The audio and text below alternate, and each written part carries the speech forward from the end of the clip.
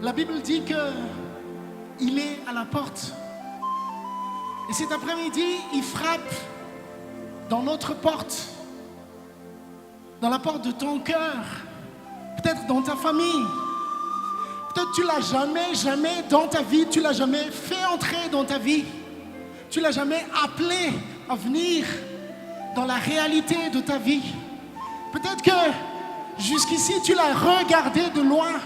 Tu dis, toi, tu es Dieu, moi, je suis le maître de ma vie. Ce soir, Dieu frappe à ta porte. Dieu frappe dans la porte de ton cœur. Il te cherche, il te désire. Être ton ami, être avec toi, prendre en charge ta vie, en charge. Il entre en action, il veut toucher ta vie, toucher ton cœur. Tu te dis oui, moi je suis fort, moi Dieu, il restera dehors. Mais tu sais, quelqu'un qui parle comme ça, c'est parce qu'il ne connaît pas Dieu. Je peux te dire, Dieu peut être ton ami, Dieu peut être ton patron, Dieu peut être un père pour toi, Dieu peut être quelqu'un que tu n'auras jamais sans que tu le fasses entrer, dans ta vie. Je ne sais pas si ça va se présenter encore cette opportunité, mais Dieu tape dans la porte de ton cœur ce soir. Il le fait réellement. Quelques-uns d'entre vous ressentent ce que je dis. Quelques-uns d'entre vous ressentent et ne regardez pas ailleurs, parce que c'est à toi, c'est ton cœur que Dieu touche.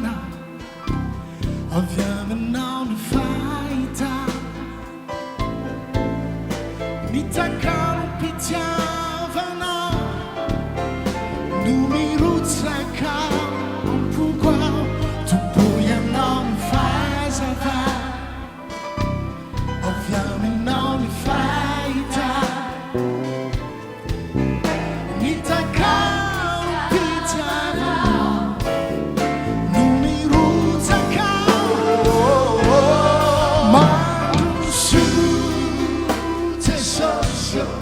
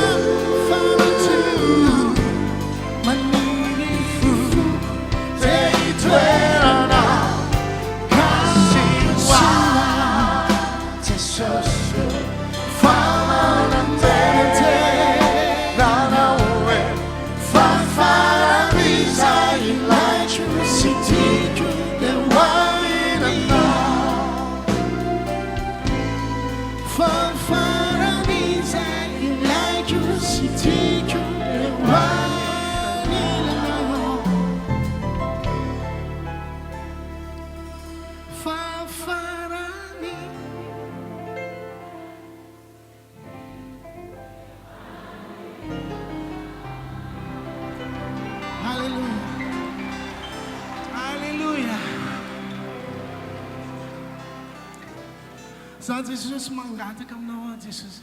Mangataka Jesús mandrosoa ianao. Mandrosoa Jesús eto amin'ity toerana ity Jesús. Mandrosoa Jesús amin'ny fiainanay, mandrosoa Jesús. Tsy misy zavatra miafina aminao, fantatrao. Fantatrao ny fiainanay isan'andro.